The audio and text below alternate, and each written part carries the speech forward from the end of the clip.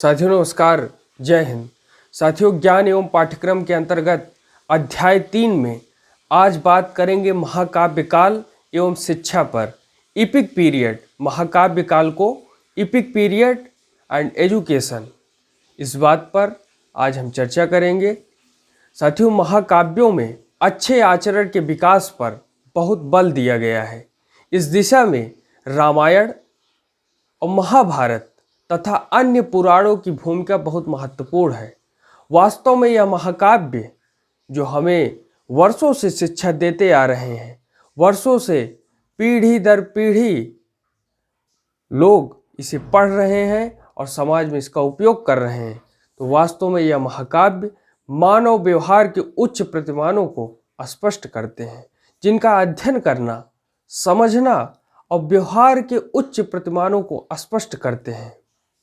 इनका अध्ययन करना, समझना, अनुसरण करना शिक्षा का आवश्यक कार्य है और शिक्षा के विभिन्न माध्यमों में ये बातें होनी चाहिए।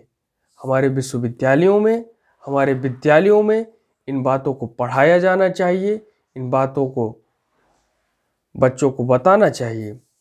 साथियों, रामायण महाकाव्य जिसे महर्षि वाल्मीकि ने लिखा है, इस महाकाव्य में प्रभु श्री राम के चरित्र में नैतिक उच्चता का सर्वश्रेष्ठ प्रमाण प्रस्तुत है। श्री राम परम पुरुष थे। उन्हें भगवान विष्णु का अवतार माना जाता है। वह उत्कर्ष गुणों के प्रतीक माने गए हैं। रामायण का अध्ययन जिन शिक्षा के आदर्शों को प्रस्तुत करता है वह है सत्य, प्रेम, वफादारी, बड़ों का आदर और उनकी आज्ञा का पालन और गुरुओं का आदर। ये सभी बातें हम रामायण से सीखते हैं, रामायण में पढ़ते हैं। और हमने जब रामायण सीरियल देखा था, जो कि अभी लॉकडाउन में भी जो है टीवी पर आया, और जब हमने इसे देखा तो वहाँ से हमने जो है बहुत सारी चीज़ें सीखी। भगवान श्री राम के जीवन से हमें बहुत सारी चीज़ें सीखने को मिलती है कि उन्होंने किस प्रकार समाज में सबसे पहले उन्होंने अपने पिता के प्रति जो जिम्मेदारियां निभाई, अपने भाई के प्रति,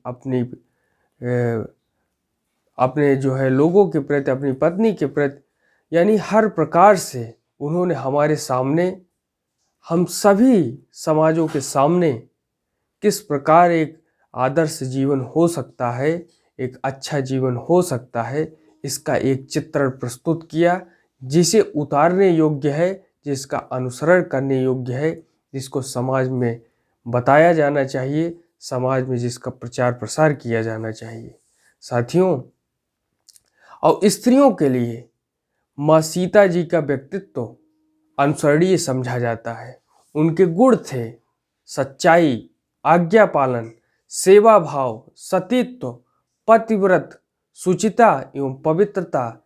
ये माता सीता के गुण है।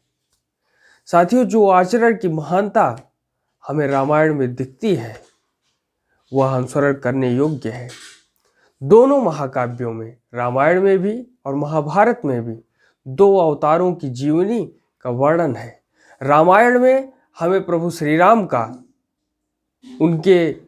कहा जाता है कि उनके अंदर जो है 14 कलाएं थी, 14 कलाओं से जो है वो सुसज्जित थे, और भगवान श्री कृष्ण 16 कलाओं से सुसज्जित थे।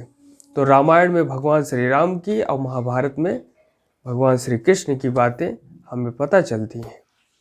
साथियों, प्रभु श्री राम के जीवन से हमें अनेक आदर्श प्राप्त होते हैं, जैसे सत्यवादिता, सत्य बोलना, विश्वसनीयता। अगर वो किसी से कोई बात कह देते थे तो उसे हर हाल में उसे पूरा करना उनके जीवन का लक्ष्य हो जाता था। हमने क्या पढ़ा था?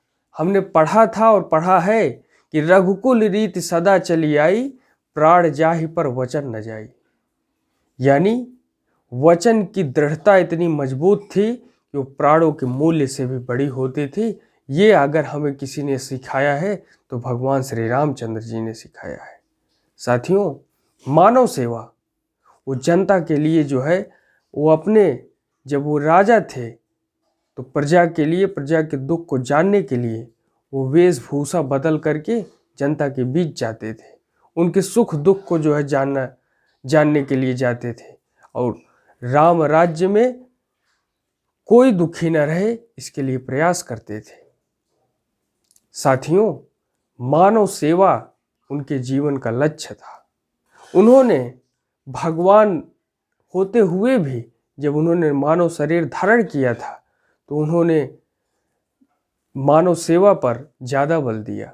माता सबरी के जूठे वैर उन्होंने खा लिए, क्योंकि वो मानव सेवा पर बल देते थे, मानव सेवा करते थे।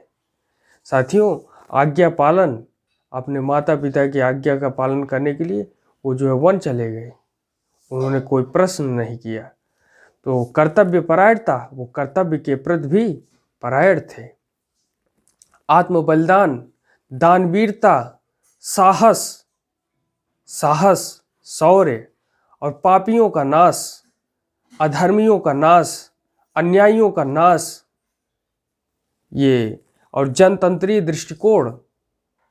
आज जनतंत्र, लोकतंत्र की बात होती है, उस समय भी एक प्रकार से राजतंत्र होते हुए भी लोकतंत्र से बेहतर व्यवस्था थी, क्योंकि उस समय भगवान श्री रामचंद्र जी ने स्वयं कहा कि एक राजा को सन्यासी होना चाहिए, क्योंकि सन्यासी सबसे पहले अपने समाज का ध्यान देता है, अपने लोगों का ध्यान देता है, उनके सुख दुख की चिंता करता है, अपने पहले अन्य लोगों का पेट भरा है कि नहीं भरा है इसके बाद इस बात के लिए देखता है। तो ऐसे लोगों को जो है सन्यासी बनना चाहिए, ऐसे लोगों को राजा बनना चाहिए, भगवान श्री रामचंद्र जी ने कहा। तो जनतंत्री दृष्टिकोण हमें उस समय दिखाई देता है। न्याय तथा जन आलोचना के प्रति संवेदनशीलता, वो जो है जागरूक रहते थे कि कोई किसी की बात को, किसी को कष्ट ना हो, इसके लिए वो जो है हमेशा चिंतित रहते थे। साथियों, और हमें भगवान श्री कृष्ण से भी बहुत सारे आदर्श प्राप्त हुए हैं। प्रेम, कर्तव्य पालन, निष्काम कर्म, भक्ति और दोनों का ज्ञान, परा और अपरा के बारे में हमने पिछले वीडियो पर बात की हुई है, तो आप वो वीडियो जाकर के देखिए। तो पापी के विरुद्ध युद्ध और सत्यवादिता, शौर्य, ये सब भगवान श्री कृष्ण जी के गुण थे, आदर्श थे, जिन्हें हमें अपनाने की ज़रूरत है। और महाकाव्य काल एवं शिक्षा में और भी बहुत सारी बातें हैं जिनका वर्णन किया जाना चाहिए, और वर्णन करने में बहुत सारा ज़रूरत है। लेकिन आज इतना ही, आगे किसी अन्य विषय पर बातचीत करेंगे। धन्यवाद। जय हिंद।